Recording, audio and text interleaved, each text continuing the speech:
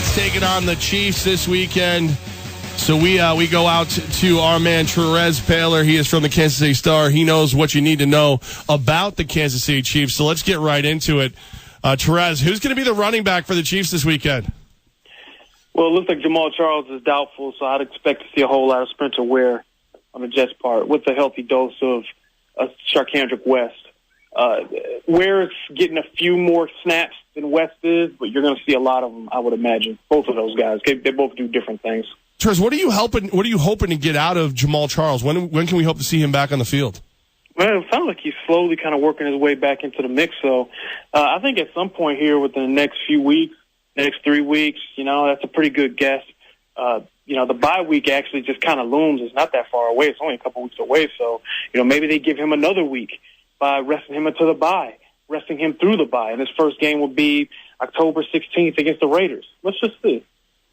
What player needs to be in their offense more? Does Jamal Charles need to be in that offense for the Chiefs to have success, or even more so Brandon Marshall in the Jets offense for that offense to stay clicking? I'm going to go with Brandon Marshall based on the film work I did on the Jets.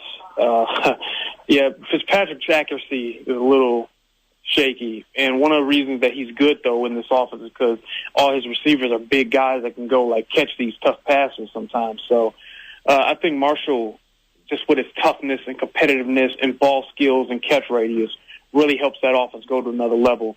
Now, don't get me wrong, Jamal Charles is a fabulous player, but I think between Spencer Ware and Charcandrick West, they get, 75 to 80% of what Jamal gave them, which is good enough in general.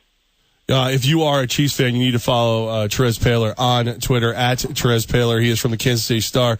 He is the guy who follows the Chiefs around and lets us know what's going on with them. So, Terez, when you look at Darrelle Revis, you just said you've been watching a lot of film on the Jets. Here in New York, on your home for the Jets, we've been kind of debating, is he still a top corner? When you guys look at him from the Jeremy Maclin perspective, is he still a top corner and a threat?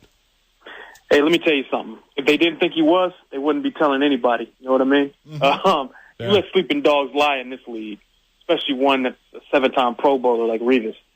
Based on what I could see from the film, though, he looks like he's still got pretty good feet. I think he's, still pretty comfortable in press coverage. The problem is the top-end speed wasn't where it had been against Buffalo. And also the transitional quickness, downfield, out of cuts and stuff. It wasn't the same as it's been.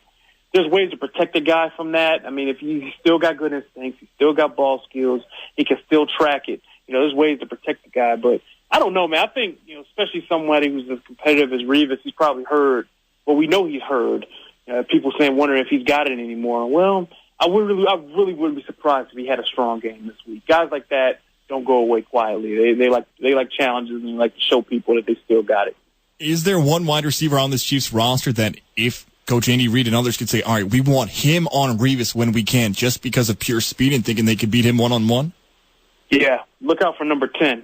Number 10, Tyreek Hill, the rookie from West Alabama. Look out for him because let me tell you something. That kid is the fastest guy we've seen around here in a long time. And you thought Goodwin's fast. Actually, Hill is faster. Tyreek Hill is faster than Mark. Yeah, this guy's a blazer. He can roll. So, if they can find a way to get him matched up with Revis, he'll smoke him. But, hey, here's the thing. In a race, he would, but, Tyreek is not as sophisticated in the route running. So, Revis is a smart guy. If you can see that, sometimes you can get a jump on the route, and, that helps up with the field speed. So, but yeah, that's the one guy, obviously. I think Hill's an absolute blazer. He's the fastest player on either team. And, maybe the Goodwin thing is tempting, trying to run a go route at him and see what happens. Terez Paylor, the Kansas City Star, with us here on 104.5, the team, Levack and Gaz. So when you look at this team that you've got over there in Kansas City, a couple defections on defense, some issues like that, is this still one of the powers in the AFC West? Should we be expecting it to take the AFC West? I picked them to win the division before the season. With just 10 wins, though, I thought the division would be competitive and close. I still believe that. I think there are some warning signs right now. Number one, the passing offense has been bad. Let's call it for what it is. Except when they're not operating out of shotgun, when they're not operating out of the no huddle, they've been bad. So that's something that's got to get turned around. If they don't turn it around, it's an 8-8 team. But if they do turn it around, it's an 11-win team, 10-win team. Especially if Justin Houston comes back sooner rather than later. So Yeah, I think this is still a team that's definitely in the mix to win the AFC West. Only 2 weeks in, you don't want to make any conclusions one way or the other, so I'm just going to stick with what I said before the season, which was that this is a team capable of winning the AFC West, and I think they still have a chance to do it. Whether it's his time as being a number 1 overall draft pick or the time he spent in San Francisco, is Alex Smith still not getting the national recognition that he deserves for how well he's been able to play quarterback over now a decade in the league?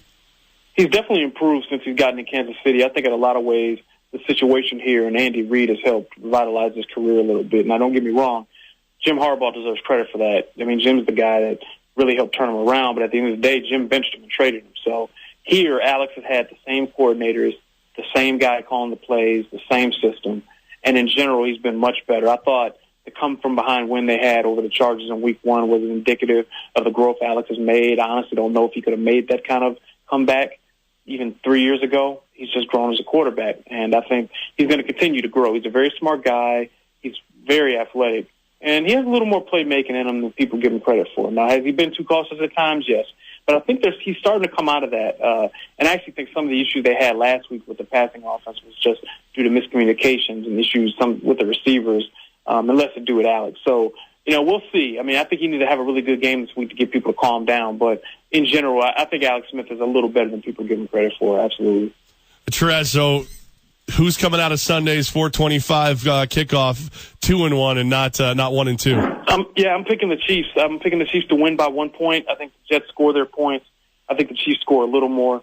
They should be able to get after Fitzpatrick a little bit. I've seen the Chiefs face this guy a few times, so they typically fare pretty well against him. He's a capable guy. I mean, he can hurt you if you don't hit him, but pass rushers on point, they should be able to get home just enough to get the win. I think the offense would be better. It would be unusual for an Andy Reid offense to go 3 straight weeks struggling out of the base like this. So I think they'll get it turned around here. Do you think this is an AFC playoff preview, or do you think that the Jets aren't going to make it? Maybe. Yeah, hey, guys, I like what I saw out of the Jets in my film study, man. Your front 3, Richardson, Wilkerson, and Williams, whew. Good Lord, those guys will get after you now. I'm serious, they'll get after you. You add a little bit of speed at linebacker with Deron Lee, David Harris. I like the Jets. I like the defense. I think they sling it. Fitz is slinging around a little bit with the 3 receivers, and Nunn was an underrated player. Once again, Nunn was a good player. And Matt, you know what? Matt Forte has a little more juice left than I thought. So I think they could totally make the playoffs. Sure. So it's going to be a fun matchup this weekend. Thanks to Kansas City Stars Terez Paylor for hanging out with us, man. We really appreciate you, and good luck to your boys every week, but this week. I can't wish it this week. I'm sorry. Fair enough, man. Enjoy the game.